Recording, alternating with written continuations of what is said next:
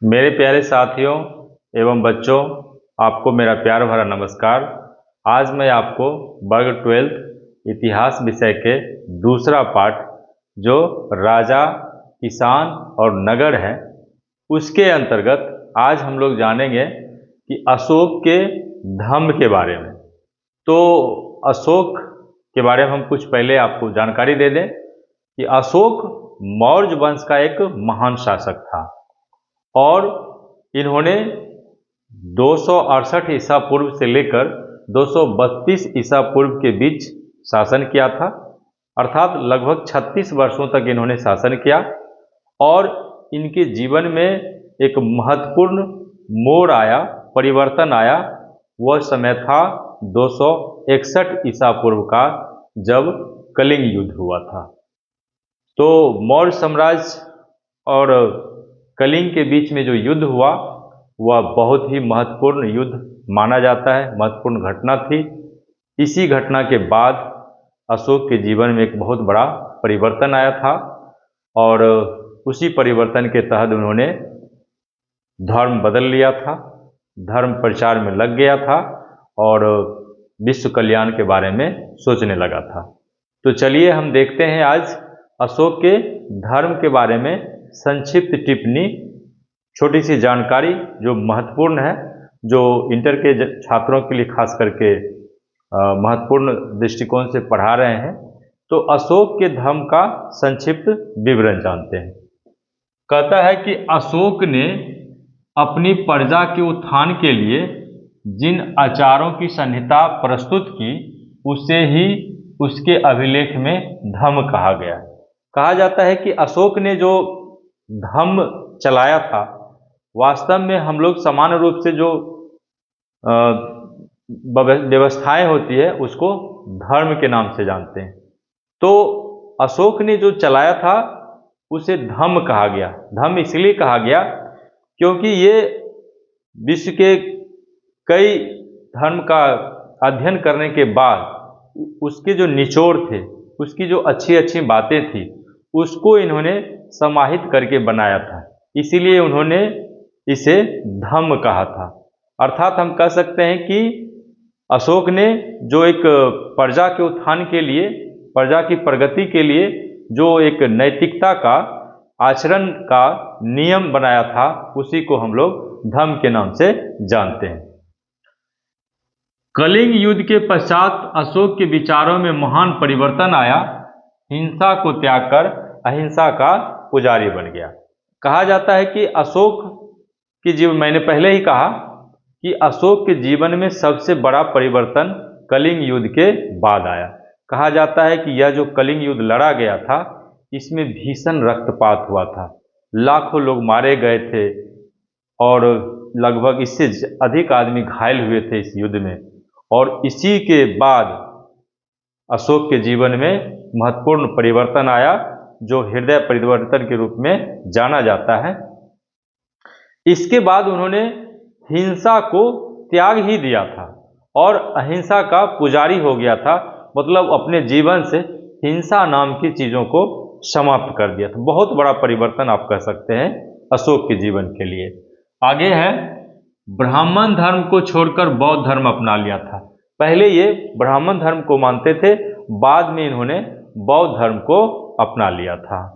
आगे देखते हैं, अशोक ने विश्व के कई धर्मों के महत्वपूर्ण तथ्यों को ग्रहण कर धम्म का निर्माण किया था, जिसका मूल उद्देश्य मानव का कल्याण था। कहा जाता है कि अशोक ने जो ये धम्म बनाया था, इसमें विश्व के कई धर्मों के जो महत्वपूर्ण तथ्य थे, जो महत्वपूर्ण संवाद थे, जो जानकारी थी, जो लोगों के कल्याण के लिए जरूरी थी, उन सब बातों को उन्होंने एक जगह एकत्रित करवाया और उसी को उन्होंने धम्म का नाम दे करके निर्माण करवाया और विश्व प्रचार के लिए आगे बढ़ाया। तो इनका मूल उद्देश्य ही था, इन्होंने जो धम्म चलाया था, उस धम्म का मूल उद्देश्य ही था मानव का कल्याण करना। आगे देखते हैं, इसमें दया, दान, सत्य, पवित्रता के पालन के साथ साथ प्राणियों की हत्या न करने, माता पिता वृद्धजनों की सेवा तथा सम्मान पर जोर दिया गया था। कहा जाता है कि अशोक ने जो ये धम्म चलाया था, इसमें दया के बारे में, इसमें दान के बारे में, इसमें सत्य के बारे में, इसमें पवित्रता के बारे में, और साथ ही साथ माता पिता की सेवा करनी है, वृद्धजनों को सम्मान देना है, प्राणियों की रक्षा करना है। तो अनेक प्रकार की सेवा भाव इन्होंने इसके अंतर्गत करने को कहा था कि आप लोगों के प्रति दया रखिए, आप दान पुण्य करिए, सत्य वचन बोलिए और पवित्रता का पालन कीजिए। यानी जो जीवन में जो प्रासंगिक बातें होती है, जीवन में उत्थान के लिए जो जरूरी होता है, आज भी हम कह सकते हैं कि यह धर्म प्रासंगिक है, क्योंकि अगर हम इनके मार्गों पर चलेंगे तो निश्चित रूप से जीवन में सफलता मिलेगी। आज के लिए भी यह उतना ही उपयोगी है जितना उस समय के लिए था। ठीक है, कुछ बातों पे इन्होंने बंधन भी लगाया है, करने से मना भी किया है। वो कौन कौन सी बातें हैं जिस पर इन्होंने कहा कि नियंत्रण रखना चाहिए?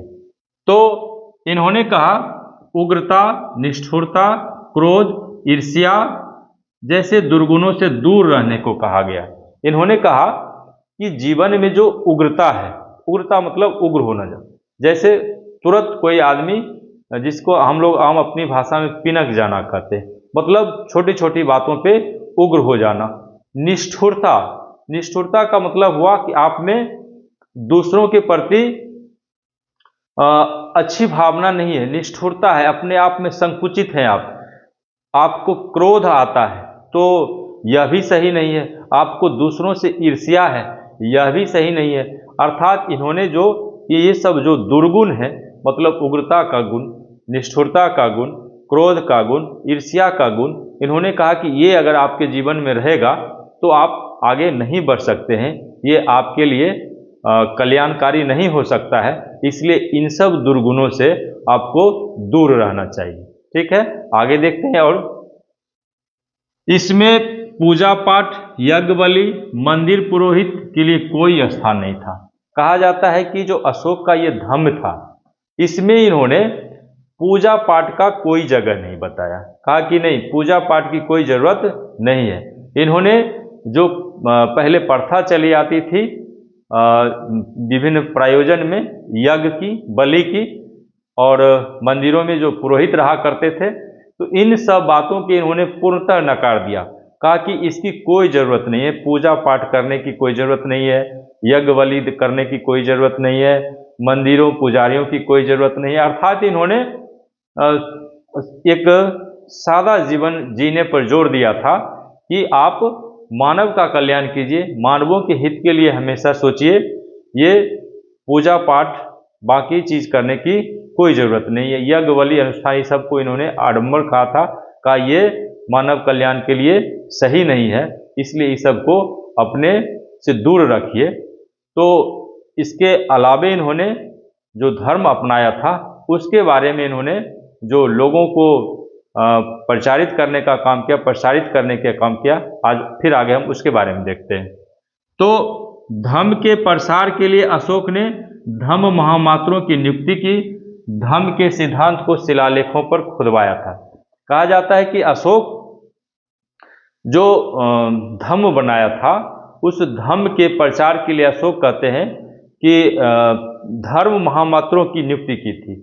तो धम्म महामात्रों की नियुक्ति का मतलब है वह एक पदाधिकारी हुआ करता था जो दूसरे जगह जा जा करके अशोक के धम्म का प्रचार किया करते थे।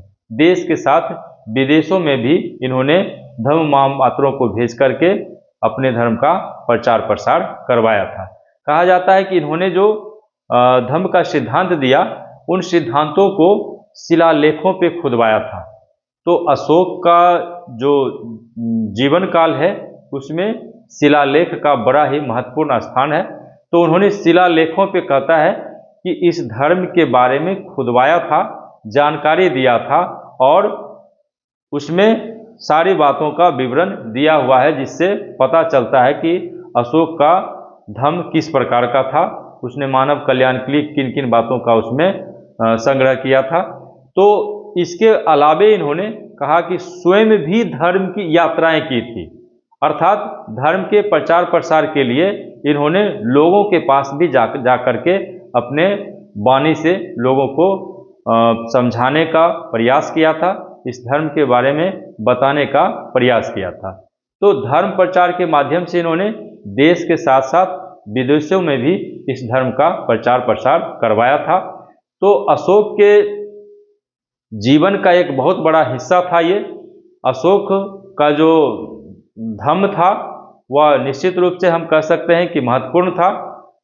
इन्होंने जो व्यवस्थाएं लाई वह उस समय का था जब कहा जाता है कि धार्मिक संप्रदाय के जो लोग थे वह सब एक दूसरे में बटा हुआ रहते थे। धर्म के नाम पे एक दूसरे के बीच में मतभेद हुआ करता था। उस परिस्थिति में उन्होंने धर्म की एकता को बरकरार रखने के लिए उन्होंने इस धर्म की उन्होंने विस्तृत विवरण प्रस्तुत किया था कि लोग इससे जुड़ करके रहें, आपस में मिल करके रहें। धर्म की एकता पर हम कह सकते हैं कि इन्होंने जोर दिया था। तो अशोक स्वयं भी इस धर्म के प्रचार के लिए दूसरी जगह गए और धर्म महामात्रों के माध्यम से भी दूसरी जगह धर्म का प्रचार प्रसार इन्होंने करवाया। हम कह सकते हैं कि अशोक के समय जो समाज में परिवर्तन लाया गया वह परिवर्तन अगर आज भी हम चाहेंगे तो ला सकते हैं, बशर्ते आपको सोच बदलने की ज़रूरत है। जो मानवता के कल्याण के लिए जो इन्होंने बातें कही उस बातों को अपनाने की ज़रूरत है। इसलिए आज बस इतना ही हम आपको कहेंगे कि अशोक का जो धम्म था वह उस युग के लिए भी महत्वपूर्ण था और आज के लिए भी उतना ही प्रासंगिक है।